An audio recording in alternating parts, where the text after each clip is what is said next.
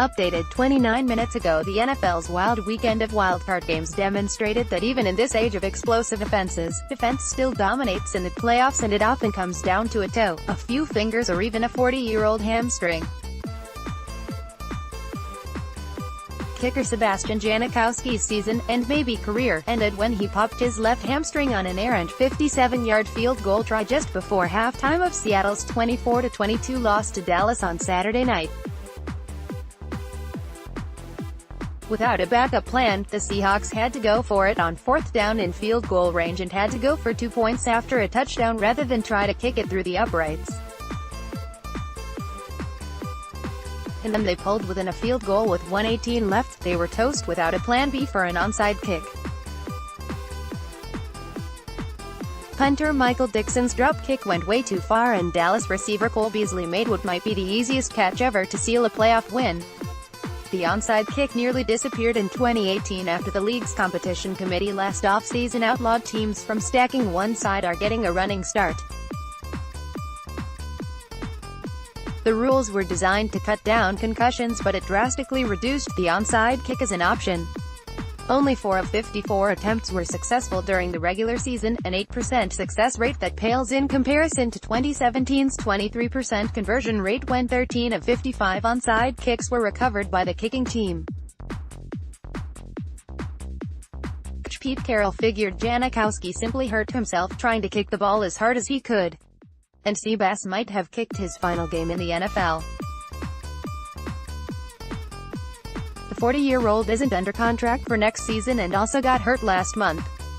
On Sunday, Chicago's dominant defense that led the league by yielding just 17.7 points a game, held the Philadelphia Eagles to 16 points but lost by a point when Bears kicker Cody Parkey, who made just 76.7% of his kicks in the regular season, double-doinked a 43-yard attempt in the final seconds off the left upright in the crossbar. He said after the game he thought he hit it well and was at a loss to explain the miss. Turns out, Philadelphia defensive lineman Trayvon Hester tipped the ball. After reviewing the play and seeing Hester's left hand hit the ball, the NFL officially ruled it a blocked field goal on Monday.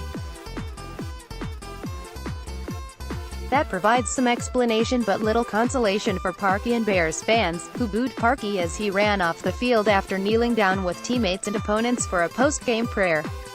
He was at his locker as soon as reporters entered and accepted responsibility for the loss that abruptly ended the Bears' first playoff appearance in 8 years. "There's really no answer to it," Parkey said. "I thought I hit a good ball. Unfortunately, I didn't make it. I feel terrible, 100% take that loss on me. It is what it is. Sun is going to shine tomorrow. Life is going to go on. Unfortunately, it's going to sting for a while." Eagles kicker Jock Elliott was one of several players who stood up for Parkey on social media. "This is a stand-up guy that a lot of young players can look up to," Elliott wrote. "This is how you handle adversity like a pro. He is a heck of a kicker and will be for a long time.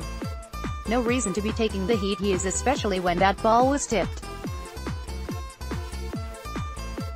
Rookie All-Pro safety Derwin James set the tone when he dropped Lamar Jackson for a 1-yard loss on the first play from scrimmage. The alignment bottled up Jackson, who had run for nearly 700 yards in his 7 starts and finished with just 54 yards. More importantly, the Chargers made sure Jackson couldn't bring back the Ravens with his right arm after they fell behind 23-3 midway through the 4th quarter. The league might have some tweaking to do to the catch rule. Or, rather, recovery rule. Just before halftime of the Eagles-Bears game, Mitchell Trubisky hit wide receiver Anthony Miller with a pass. Miller took a few steps before Philadelphia defensive back Cre'Von LeBlanc knocked it loose. Neither team's players went for the ball near the goal line, and an official picked it up. The play was ruled an incomplete pass, although replays showed Miller securing and then losing possession, making it a completion followed by a fumble. But because it didn't go out of bounds and neither team secured it, the rule states it has to be an incomplete pass, as Al Riveron, the NFL's senior vice president of officiating, explained on Twitter. ESPN apologized for playing Dixie during the Colts-Texans game when the song was added to a light-hearted look at Andrew Luck's Twitter alter ego, Captain Andrew Luck. ESPN had produced a graphic that depicted Luck as a Union general being protected by both Union and Confederate soldiers. It was based on a parody account which pretends Luck is a Civil War officer writing letters to his mother.